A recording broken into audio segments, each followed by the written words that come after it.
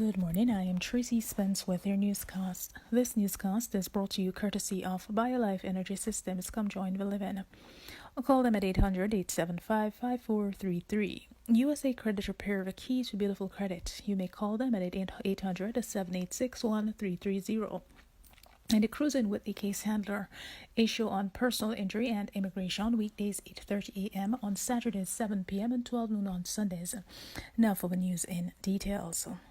Jamaica's coronavirus COVID-19 response is being strengthened by the provision of essential medical equipment and supplies donated by the British High Commission through the Pan American Health Organization or World Health Organization, PAHO, WHO Jamaica's country office. Approximately 90,095 respirators, 188,000 medical masks, 80,000 antigen rapid diagnostic test kits, face shields, and the 9 oxygen concentrators were handed over to the Ministry of Health and Wellness on Monday during a ceremony held at the PAHO WHO Jamaica office. Also involved in the donation, valued at more than $1 million, was the United Nations Multi-Partner Trust Fund. In her address, State Minister in the Ministry of Health and Wellness, Juliet Cuthbert-Flynn, thanked the British High Commission for the donation, particularly the antigen testing kit, which she said will be a game-changer in the country's COVID-19 control efforts.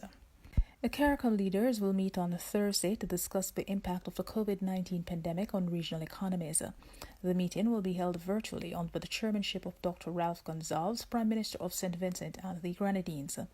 Officials of the Caribbean Public Health Agency and the Caribbean Disaster Emergency Management Agency, which have been spearheading the region's response to the global pandemic, will make presentations to the leaders.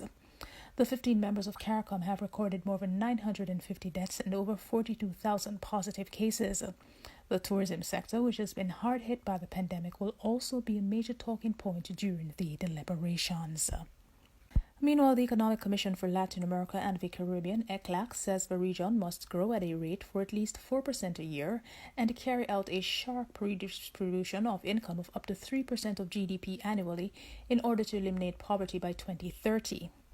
This was revealed in a study entitled Building a New Future, Transformative Recovery with Equality and Sustainability, presented yesterday by Alicia Barcena, ECLAC's Executive Secretary, to the Commission's member countries and associate members during its 38th session, which is taking place virtually through to October 28.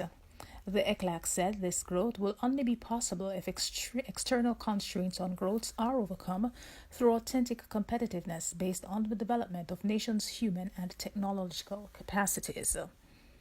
In sports, the investigative chamber of the FIFA Ethics Committee has acknowledged receipt of a request for an investigation to be launched into the conduct of President of the Jamaica Football Federation, JFF, Michael Ricketts, on the grounds that he breached the Code of Ethics of football's world governing body.